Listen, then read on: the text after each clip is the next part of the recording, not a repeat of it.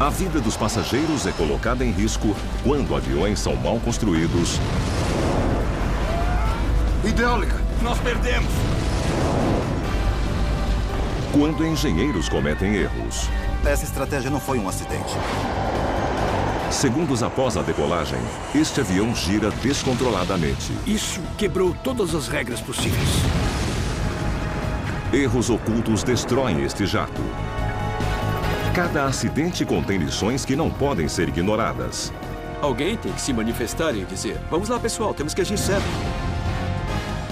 Mas algumas soluções de engenharia podem levar a novos e inesperados problemas. Como a indústria aeronáutica age para eliminar os erros de engenharia?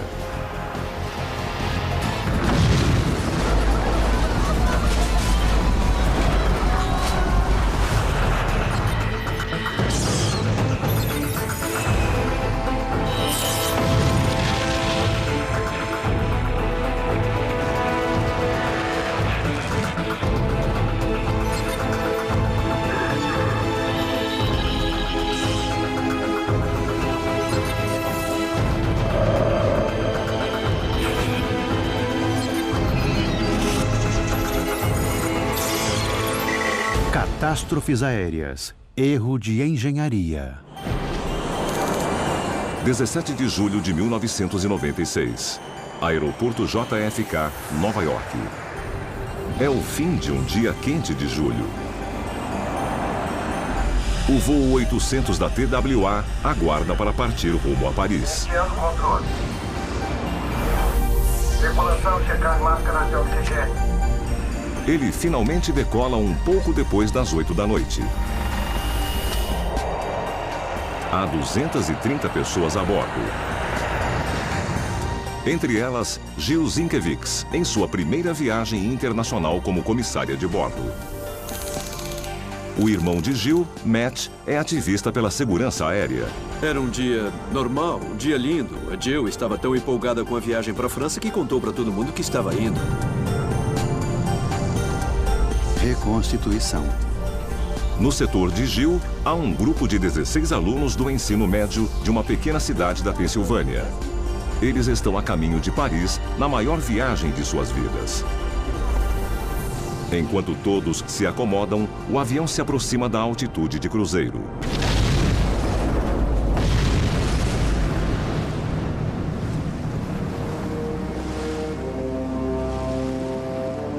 A 4.200 metros acima do Oceano Atlântico, o voo 800 da TWA e todos a bordo explodem nos céus.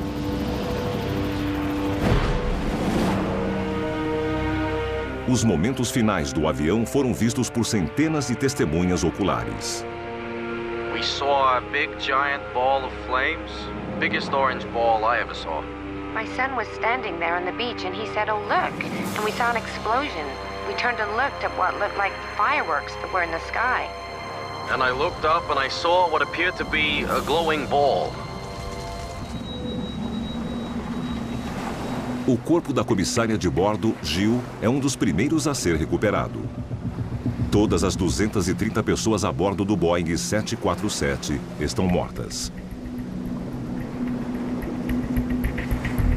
Devido aos relatos de testemunhas, muitos acreditam que o avião foi derrubado por um míssil ou uma bomba. Para o FBI, é um ato terrorista. We know there was a catastrophic explosion. It's caused by some sort of a bomb, obviously. We're not further describing where that would be, whether it was carried on or something hit the plane from outside and caused it to explode. Mas os investigadores precisam ter certeza. Vídeo da Marinha dos Estados Unidos. Eles têm uma tarefa difícil e delicada. Primeiro, precisam remover os corpos das vítimas. E depois, recuperar milhares de peças do avião. Todas elas podem ser pistas. E a 30 metros de profundidade, cada mergulhador só pode trabalhar por curtos períodos.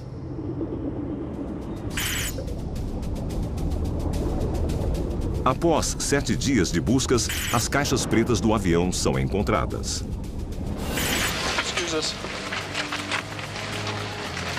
As esperanças dos investigadores aumentam imediatamente. Os gravadores de voz e de dados sobreviveram ao impacto. About 11.5 minutes after takeoff, the recording ended abruptly. O encerramento abrupto é um indício claro de um evento catastrófico, mas isso foi tudo o que os investigadores concluíram. Os gravadores parecem não conter mais nenhuma pista.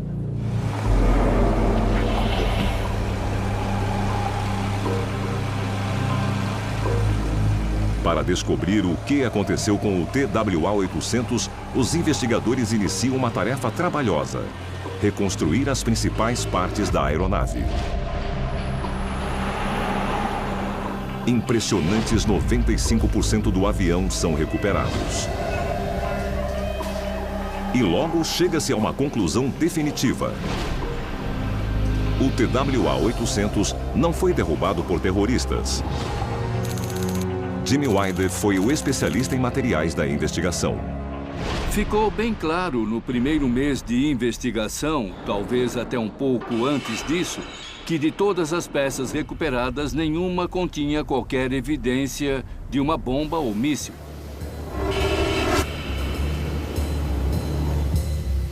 Mas agora há um novo quebra-cabeça.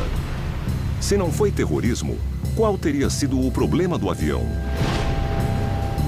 Os investigadores iniciam um longo processo para estabelecer a causa da explosão. Um avião projetado para ser à prova de falhas teria sido vítima de um erro de engenharia?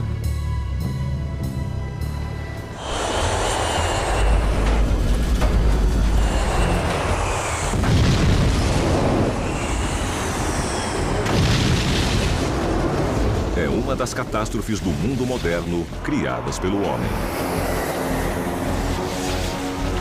Centenas de vidas perdidas e bilhões de dólares desperdiçados porque um avião não está apto a voar devido a um erro de engenharia. Mas a necessidade de segurança sempre lutou com a necessidade de lucro. Com a popularidade das viagens aéreas, mais aeronaves são construídas e a competição é feroz. Lockheed Martin, McDonnell Douglas e Boeing Corporation, todas disputando o primeiro lugar.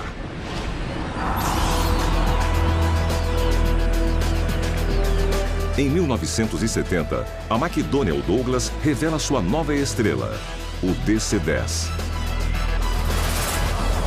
Após um investimento de $1 bilhão, a empresa está convencida de que é um avião seguro e capaz de gerar lucros.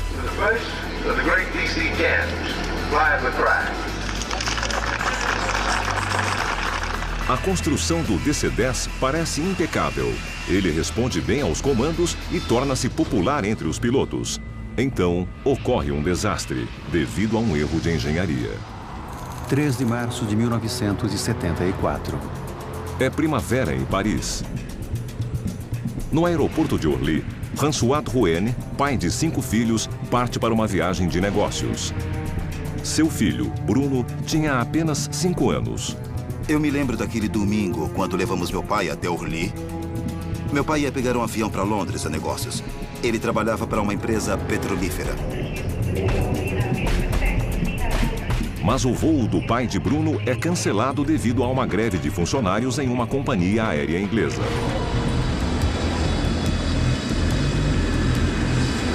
Um dos únicos voos disponíveis é o 981 da Turkish Airlines, recém-chegado de Istambul e a caminho de Londres. O avião é um DC-10 com apenas 2 anos de uso. Por causa dessa greve inesperada, muitas pessoas pegaram aquele voo, então o avião estava cheio. O DC-10 da Turkish Airlines fica mais tempo do que deveria em Paris para receber os passageiros prejudicados pela greve. Sem que sua família saiba, François Drouin também embarca. Já tô com a lista na mão. Rádio checado. Os comandantes Ulusman e Berkos concluem a checagem pré-voo. Tá normal? Está sim.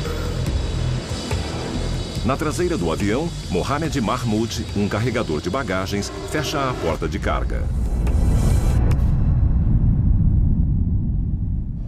Altímetro em 6.000. O DC-10 está finalmente pronto para partir rumo a Londres. O voo 981 é liberado para a decolagem pouco depois de 12:30. Trem de pouso.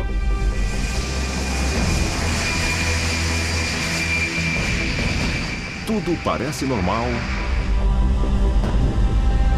até que o avião se aproxima dos 3.600 metros. O que foi isso?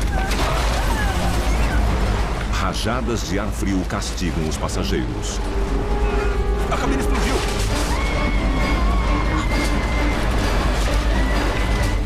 Eu não consigo subir. Não tá respondendo.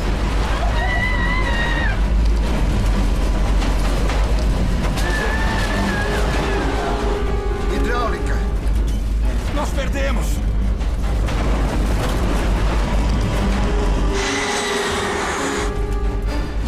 Metros.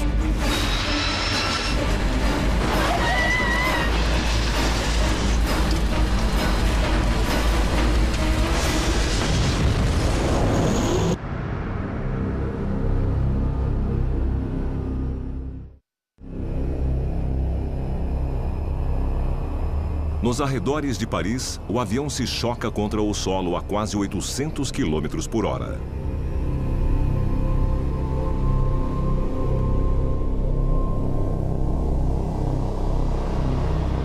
Todos os 346 passageiros e tripulantes são mortos.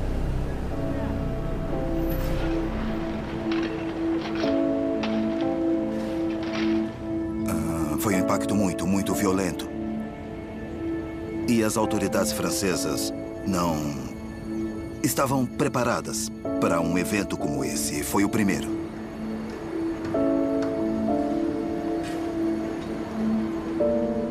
A família de Bruno teme pelo pior, mas eles ainda não sabem se François trocou de avião. A lista de passageiros não estava completa. Então nós não recebemos informações claras. A prova da presença do meu pai no avião foi obtida através da aliança dele, que foi encontrada em um fragmento da mão dele. Ela tinha a data do casamento dos meus pais e o primeiro nome da minha mãe. Bruno era apenas uma das muitas crianças que perderam seus pais. Teve um impacto sobre mim e sobre as pessoas ao meu redor. Eu não sabia, quando tive meu primeiro filho, como um pai devia se comportar. Porque eu não vi isso.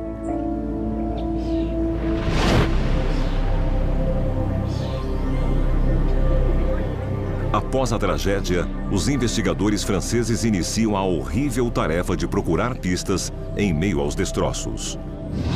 Para as pessoas que trabalharam lá, para todas elas foi um grande choque. Muitas delas relataram que não conseguiam trabalhar por muito tempo, porque era emocionalmente difícil. Tinha muitos restos humanos em toda parte. Então, os investigadores encontram sua primeira grande pista. A 16 quilômetros de onde o avião caiu, a polícia francesa descobre uma cena macabra. 6 passageiros mortos presos a 2 fileiras de assentos. Ao lado deles, uma pilha de metal retorcido, que é identificada como a porta de carga traseira.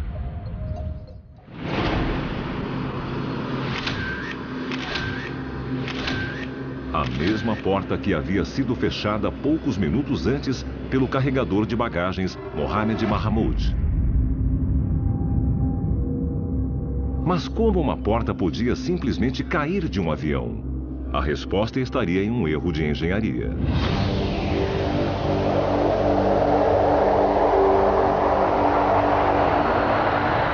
Agora os investigadores se concentram na questão da pressurização.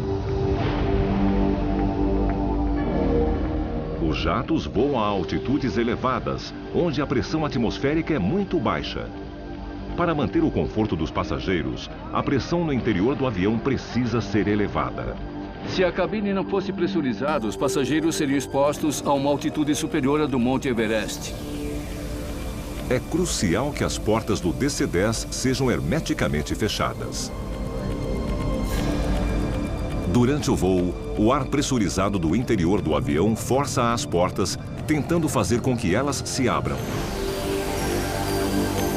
As grandes portas de carga que se abrem para cima são especialmente vulneráveis. David Lermont é piloto e especialista em aviação.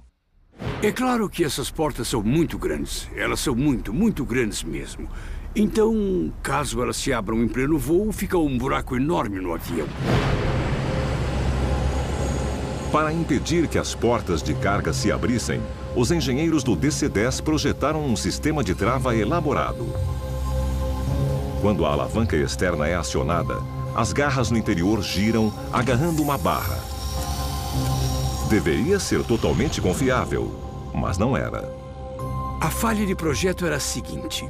Você podia acionar a alavanca e sentir que a porta estava travada. Mas ela poderia estar totalmente destravada. Os investigadores descobrem que a alavanca da porta podia parecer totalmente virada, mesmo quando as garras não estavam no lugar correto. É um exemplo claro de um erro de engenharia.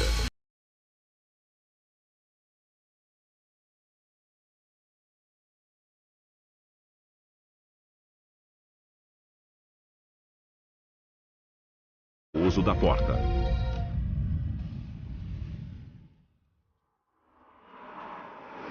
Basicamente, eles estavam condenados daquele momento em diante, porque quando a porta de carga se abriu, todo o ar do compartimento de carga, abaixo do piso da cabine, saiu por aquele buraco enorme. A abertura da porta de carga foi o primeiro desastre. Então, o ar pressurizado da cabine também tenta escapar, abrindo um buraco no piso da cabine.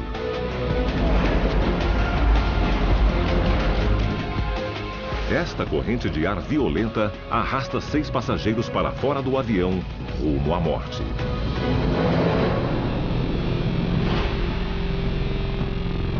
Foram as 6 pessoas encontradas a 16 quilômetros do local principal do acidente, ainda presas a seus assentos.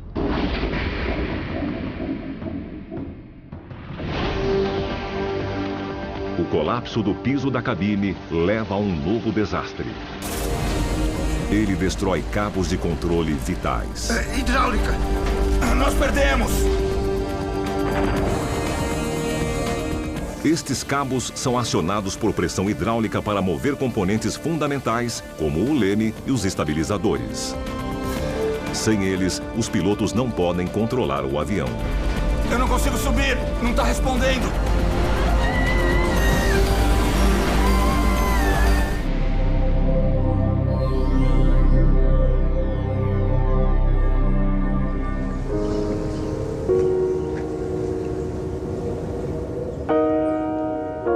Anos depois, em memória de todos os que morreram, Bruno quer descobrir a história completa por trás do acidente que matou seu pai.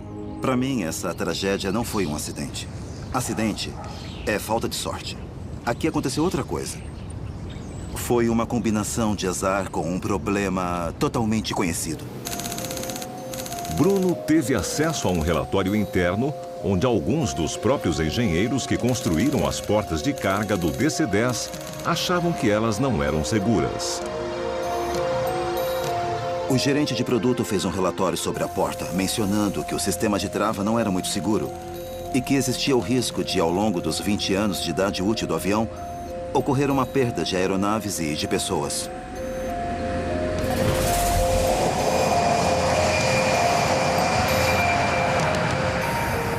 Bruno descobre que um DC-10 americano havia apresentado exatamente o mesmo erro de engenharia 2 anos antes da morte de seu pai. A porta se abriu, o piso da cabine cedeu e cabos de controle vitais foram danificados. Mas os pilotos tiveram sorte. Os cabos foram comprimidos, mas não foram cortados. E os pilotos conseguiram aterrissar o avião com segurança.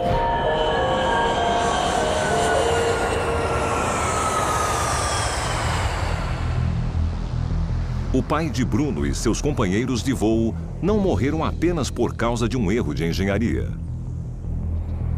Eles morreram por causa de um erro de engenharia conhecido que ninguém havia corrigido.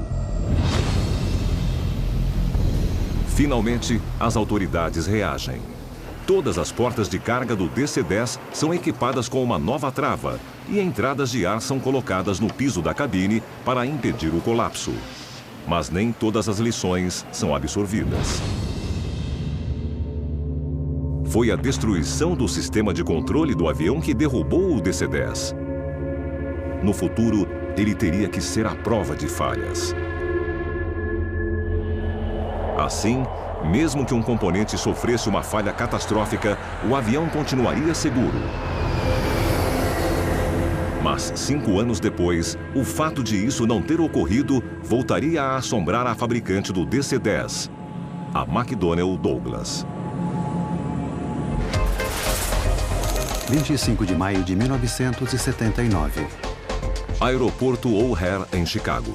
United 562, vire à direita em 070. Prepare-se para a decolagem. O mais movimentado do mundo. Ele tem que virar à direita onde você está. Pode virar à esquerda ali?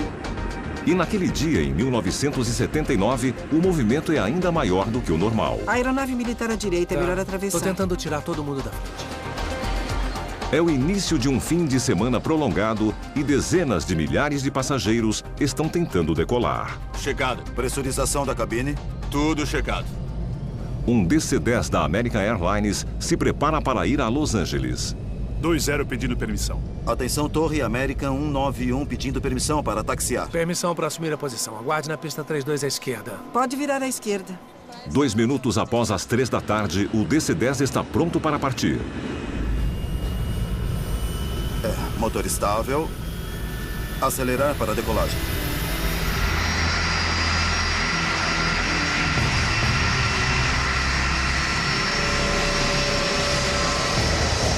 Impulsionado por suas 3 turbinas, o avião percorre a pista de decolagem. 3-2. Recolhendo o trem de pouso.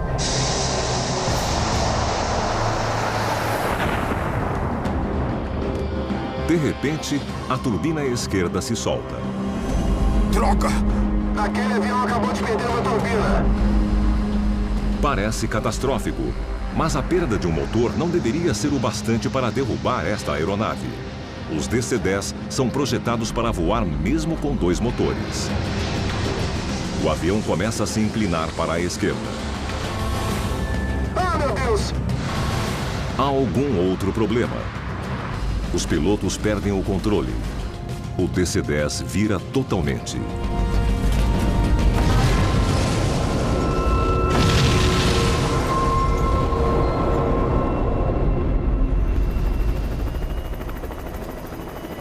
Todas as 271 pessoas a bordo são mortas, além de 2 no solo. É o pior desastre aeronáutico da história dos Estados Unidos. Surgem 2 grandes questões. Por que a turbina havia caído? E por que um avião projetado para voar com apenas 2 turbinas ficou totalmente sem controle?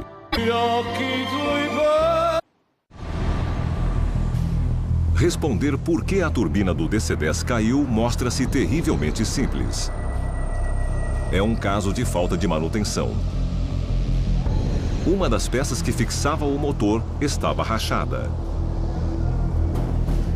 E ninguém havia percebido. Checagens de emergência revelam rachaduras similares em 6 outros DC-10. Surge o temor de que toda a frota americana esteja em risco.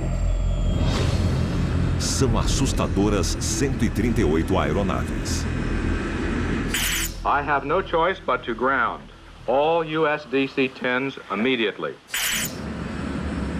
A culpa pelas rachaduras recai sobre as companhias aéreas e não sobre a fabricante dos aviões, a McDonnell Douglas.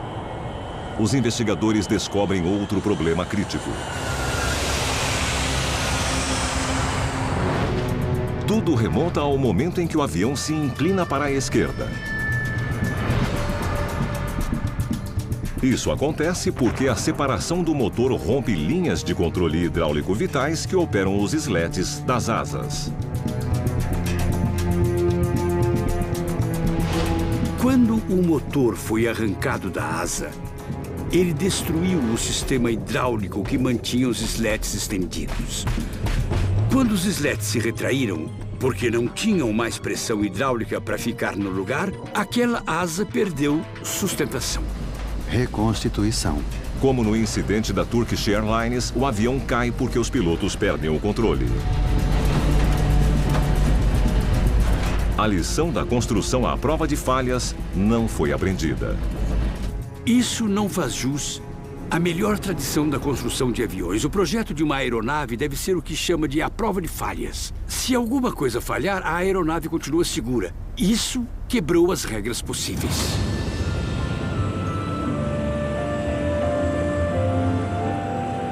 Ao longo dos anos seguintes, os engenheiros responsáveis pelo DC-10 aprendem a lição. Eles instalam sistemas mecânicos para garantir a segurança da aeronave. Mas é impossível remendar a reputação do avião. Hoje, os DC-10 são usados basicamente como aviões de carga.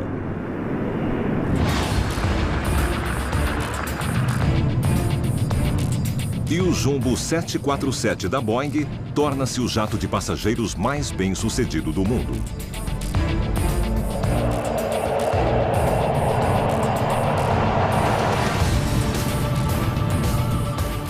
Seus engenheiros parecem ter aprendido as lições do projeto à prova de falhas até aquela noite de julho de 1996, quando o voo 800 da TWA explode, matando todos os 230 passageiros e tripulantes.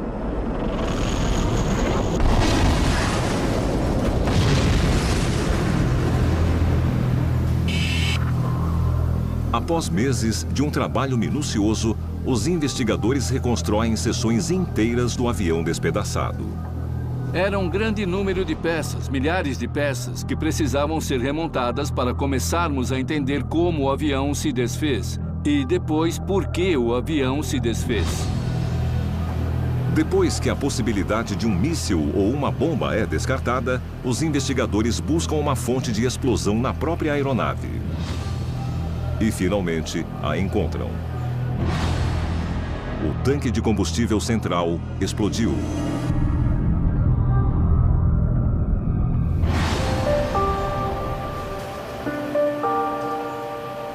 Mas o que havia acontecido? O responsável logo é identificado. Ele estava bem ali, no tanque. O vapor do combustível.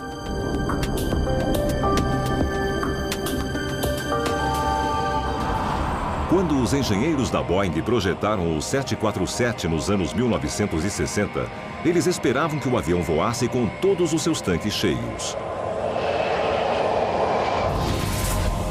Mas quando o preço do combustível aumentou, as companhias aéreas tiveram que cortar custos. Christine Negroni escreveu muito sobre o voo 800 da TWA. Quando a preocupação com o uso de combustível aumentou nos anos 70 e 80, os aviões passaram a voar sem os tanques cheios. Se não precisavam do combustível, o tanque ia vazio. Mas os investigadores descobriram que voar com tanques de combustível vazios representava um risco não totalmente reconhecido. Naquela tarde de julho, o voo TWA 800 aguarda no calor escaldante do aeroporto JFK. Para reduzir os custos, seu tanque central contém apenas uma poça de combustível. E quando este combustível esquenta, ele se transforma em vapor explosivo.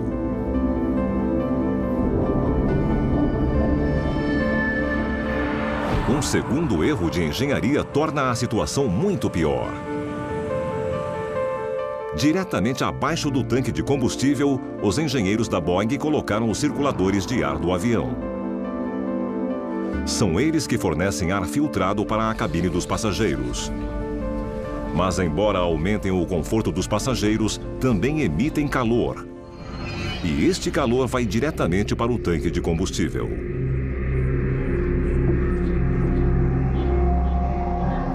Tudo que tinha era uma poça, e essa poça se transformou em vapor. E o vapor era explosivo.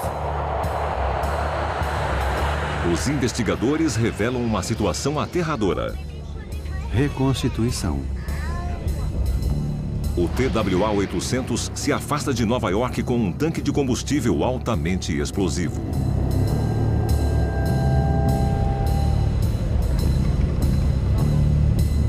As 230 pessoas a bordo não fazem ideia. Elas estão sentadas sobre uma bomba prestes a explodir. Basta uma fagulha para detoná-la. Mas é um risco que os engenheiros da Boeing pensavam ter eliminado. Seu projeto à prova de falhas deveria ter evitado o desastre. Os fios elétricos instalados no tanque usavam uma voltagem muito baixa, que eles pensavam não ser o bastante para causar a faísca. A investigação finalmente determina a sequência de erros de engenharia que derrubou o voo 800 da TWA.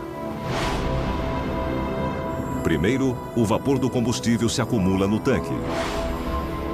Ele é aquecido a um estado crítico pelas unidades de compressão e circulação de ar. Fios rachados permitem a entrada de correntes de alta voltagem no tanque. Há um curto-circuito, uma faísca e o resultado trágico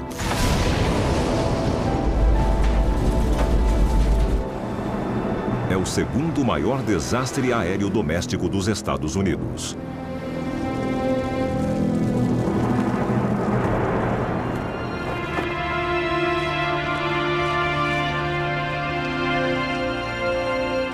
Anualmente, parentes e amigos se encontram para relembrar seus entes queridos mortos a bordo do TWA-800. Isso acabou com a família. Nunca mais foi igual. Sempre falta alguma coisa. Quando o assunto é segurança, vidas humanas, de pessoas próximas, talvez a vida dos seus filhos, não importa o preço. Não é tão difícil agir corretamente. E as companhias aéreas, a indústrias e os engenheiros ficam tão fixados em estatísticas e números que perdem a conexão com as pessoas.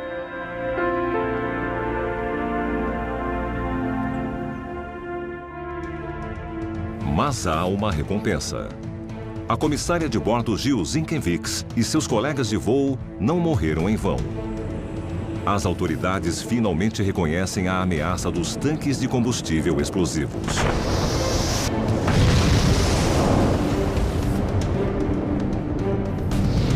Com outros 1.200 jumbos em risco ao redor do mundo, era preciso encontrar uma solução. Hoje, uma nova tecnologia substitui o vapor explosivo no tanque de combustível por um gás inerte, o nitrogênio. No geral, com exceção do ritmo lento com que as mudanças são feitas na aviação, eu diria que o voo 800 deixou um bom legado. A investigação sobre o voo 800 da TWA mostra que um avião pode ter um excelente histórico de segurança até que as circunstâncias mudem. No caso do voo 800, um tanque de combustível vazio expõe riscos imprevistos no projeto do avião.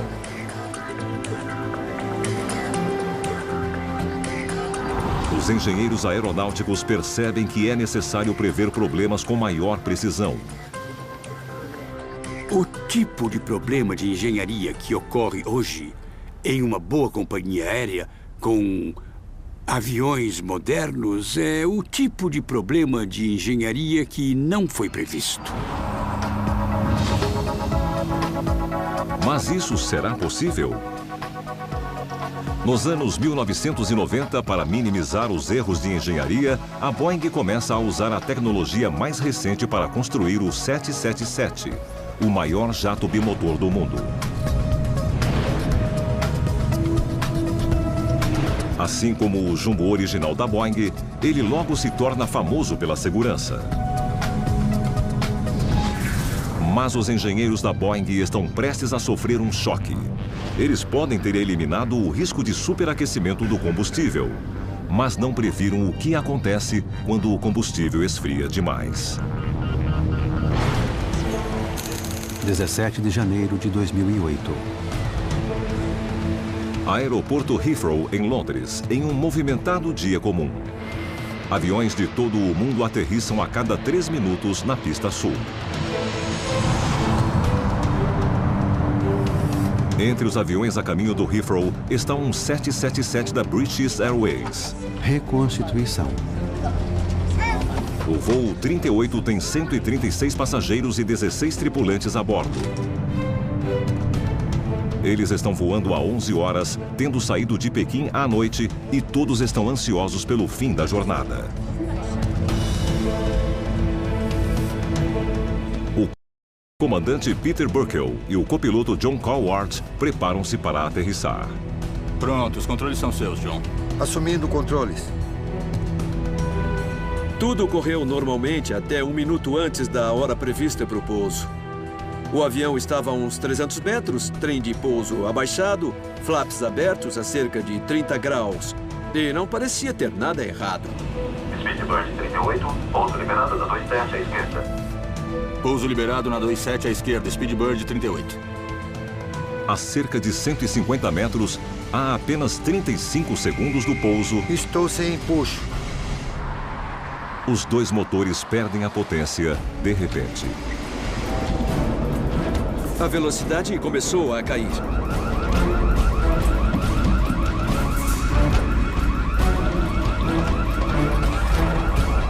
E aí, o avião de 200 toneladas se transformou em um planador. Os passageiros não fazem ideia de que podem estar prestes a morrer. E poderia ser ainda pior. Abaixo deles, há dezenas de milhares de pessoas em risco.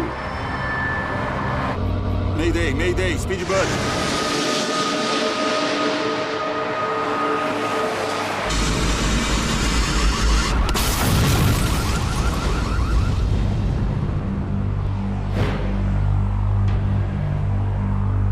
Incrivelmente, todos os passageiros e tripulantes sobrevivem ao acidente e têm apenas ferimentos leves.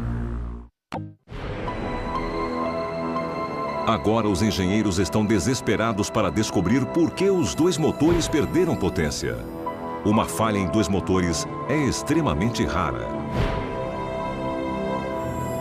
Logo, as caixas pretas do avião indicam um novo tipo de problema de engenharia.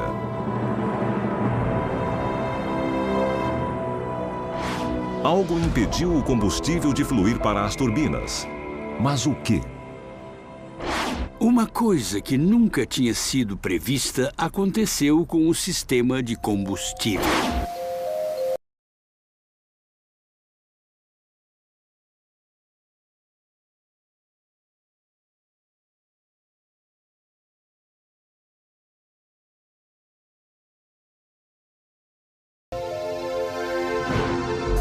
Gelo.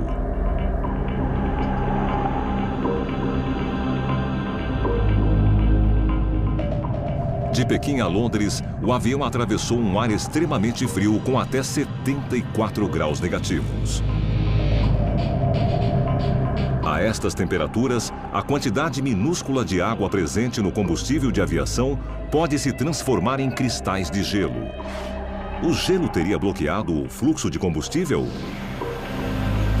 A princípio, isso parece impossível. O gelo é um risco conhecido e os engenheiros aeronáuticos pensavam já ter lidado com ele.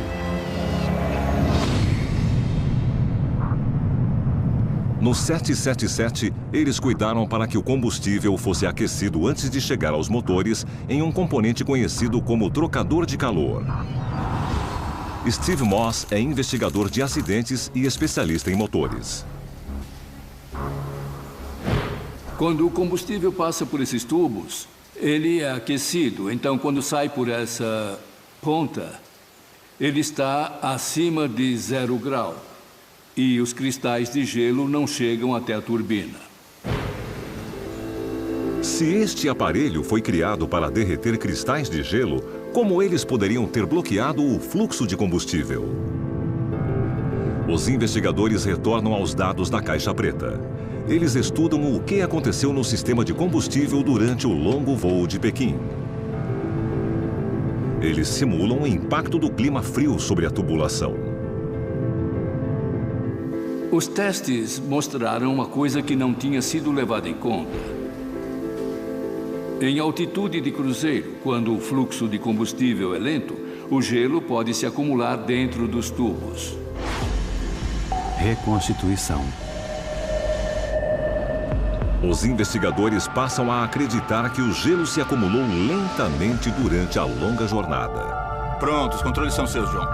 Assumindo controles.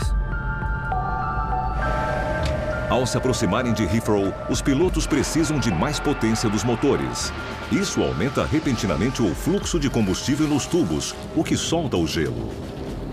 Isso gera uma espécie de bola de neve ou uma avalanche que aumenta enquanto se desloca na direção da turbina.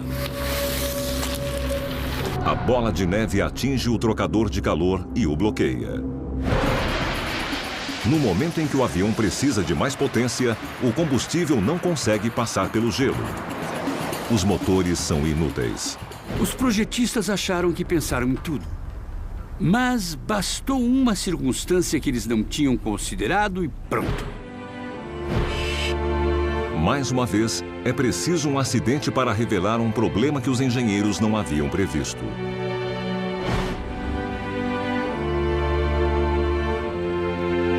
Agora que eles estão cientes, basta uma pequena alteração na entrada do trocador de calor para garantir que até um fluxo repentino de gelo possa ser derretido. O que aconteceu com o voo 38 da British Airways é mais um alerta. É a mesma lição revelada nas quedas dos DC-10 mais de 30 anos antes. Os engenheiros precisam considerar o imprevisível. Precisam tornar os aviões à prova de falhas.